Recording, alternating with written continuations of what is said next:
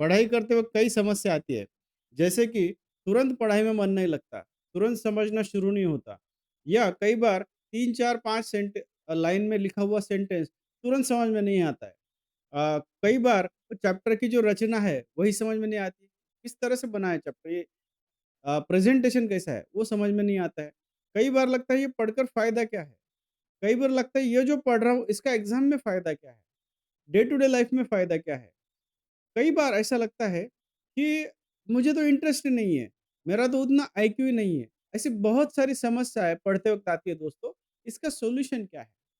तो दोस्तों पढ़ना और कोई स्किल एक्वायर करना टोटली डिफरेंट चीज़ें है। जैसे आप कोई स्किल एक्वायर करेंगे, तो वो आपका लॉजिक के लेवल पे काम करेगा, पर पढ़ना ये एटीट्यूड लेवल पे काम करता है, आपकी मानसिकता पे काम करता है। इसलिए यहाँ चीज़ें थोड़ी अलग हो जाती है। तो 3 चीज़ें ज़रूरी है आपको पढ़ने के लिए। अभी जो मैंने आपको समस्या बताई, वो समस्याएँ सब हल होने चाहिए, क्योंकि हमारे मन के प्रश्न हैं। कि मैं स्लो पढ़ूँगा तो बहुत टाइम लगेगा, फिर फ़ास्ट पढ़ रहा हूँ तो भागते जा रहा हूँ लेकिन कुछ ग्रास्प नहीं कर पा रहा हूँ। अंडरस्टैंड, कॉम्प्रिहेंशन कुछ भी नहीं आ रहा है, मुझे पढ़ा हुआ वैसे को वैसा बताना नहीं आ रहा है एग्ज़ाम में।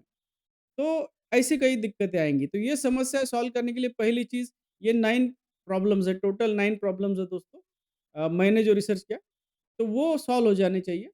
ये 9 दिक्कतें एट अ टाइम आती है, ये इसकी ख़ासियत है।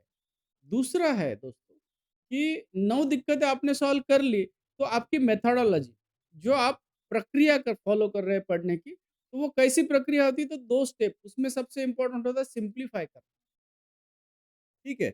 और तीसरी चीज़ होती है दोस्तों, तीसरा स्टेप एटीट्यूड पे काम करना, आपको मानसिकता पे काम करना होगा।